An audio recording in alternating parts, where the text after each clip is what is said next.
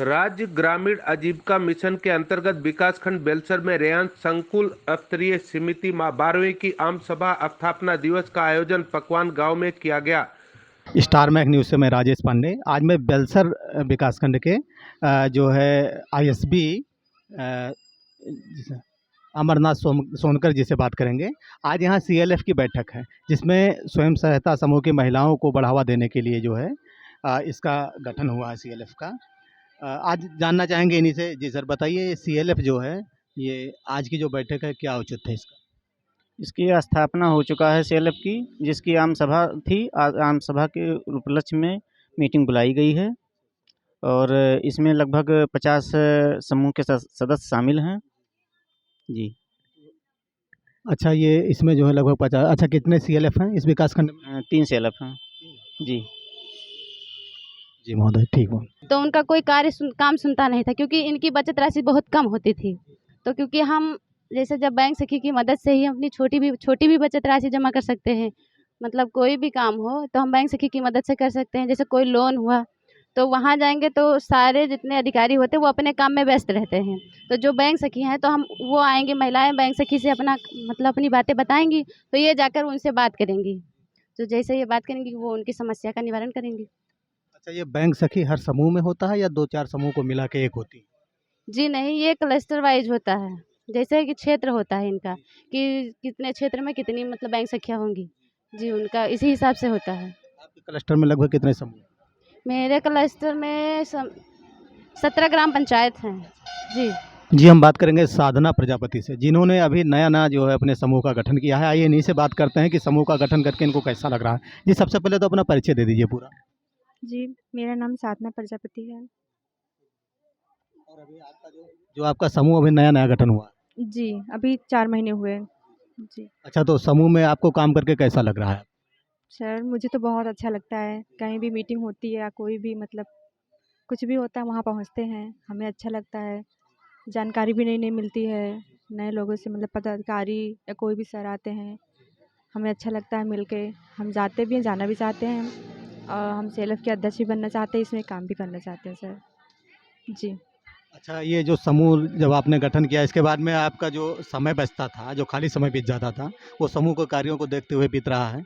जी हाँ, हम लोग मतलब हर हफ्ते मीटिंग करते हैं, उसमें सारी महिलाओं सभी दीदी को बुलाते भी हैं, अच्छे से देख-रेख करते हैं। बदनापुर की ममता स्वयं सहायता समूह की जो है खुशबू सिंह से।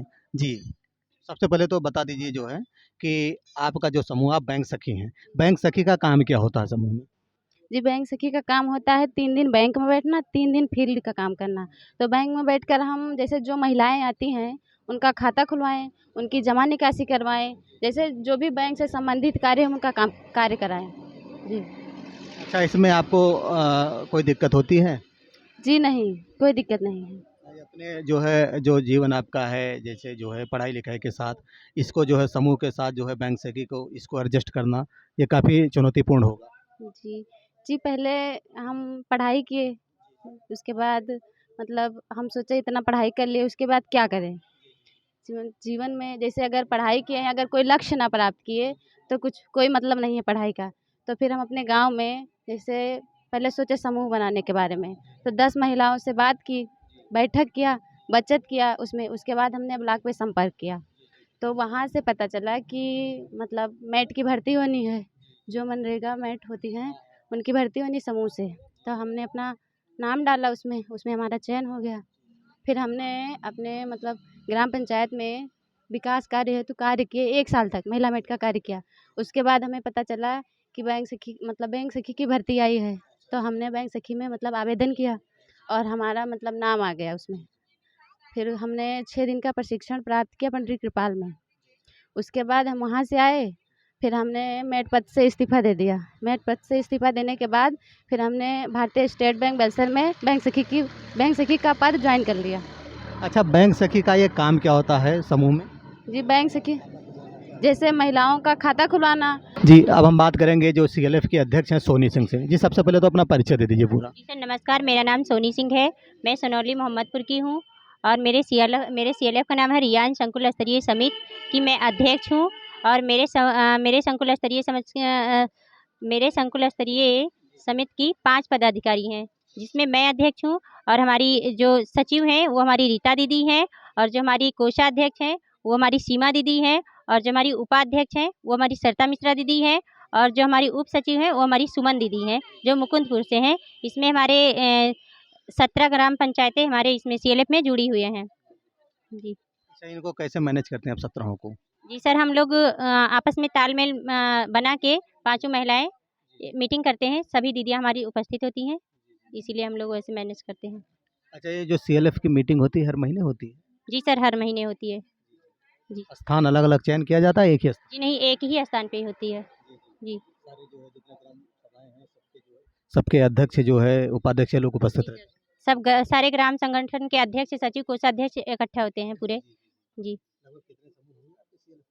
हमारे CLF में 5 ग्राम संगठन है, 5 ग्राम संगठन मिला के एक CLF बना है। जी, अब हम पकवान गांव के स्वयं सहायता समूह की जो जय माँ स्वयं सहायता समूह, इसकी BC सखी जो हैं, आइए इनसे बात करें। सबसे पहले तो अपना परिचय दे दीजिए आप। मेरा नाम सुनीता सिंह है।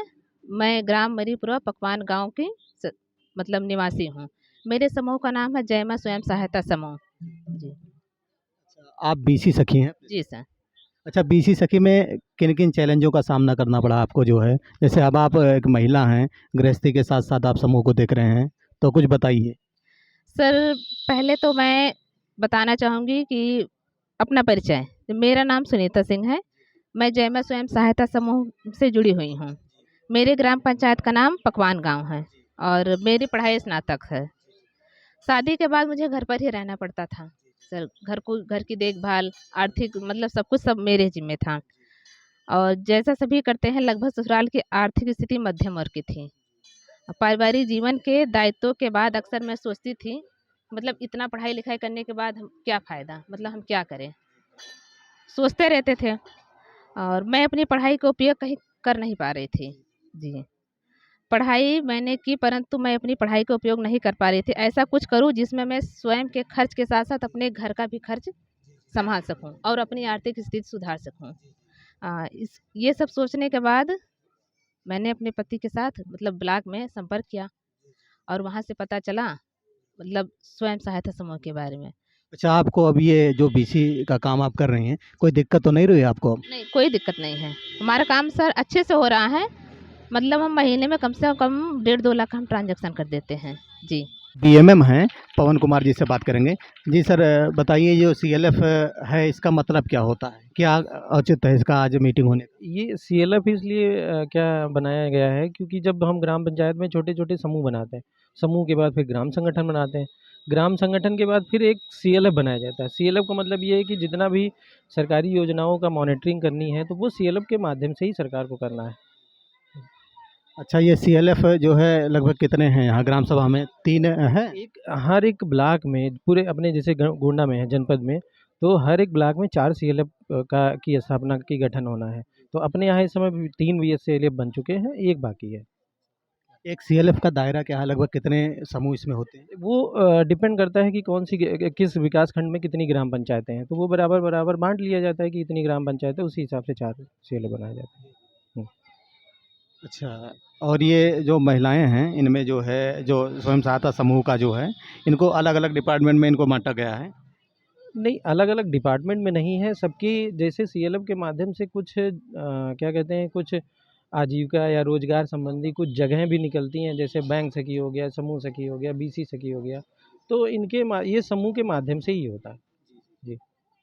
अच्छा, इसके बारे में जो है इसका जो ये मीटिंग होती है CLF की, ये त्रैमासिक होती है या वार्षिक होती है? नहीं, ये वार्षिक की जाती है, लेकिन अभी हम लोगों का नया-नया CLF है, तो अभी हम लोगों को और जोड़ना है, समूह को जोड़ना है, ग्राम संगठन को जोड़ना है, तो उसके लिए हम लोग मासिक जो है बैठक करते हैं। आज ये हम लोग 1 साल में जो CLF के पूरे हो रहे हैं, तो उसी के उपलक्ष्य में ये सभी जो आस-पास की ग्राम पंचायतें हैं, लगभग यहाँ पे एक 50 समूहों को, महिलाओं को जो बुलाया गया था, उसमें कुछ पदाधिकारी हैं, कुछ समूह की महिलाएँ हैं, कुछ सदस्य हैं, कुछ ये लोग आए हुए हैं। गोंडा से राजेश पांडे की रिपोर्ट।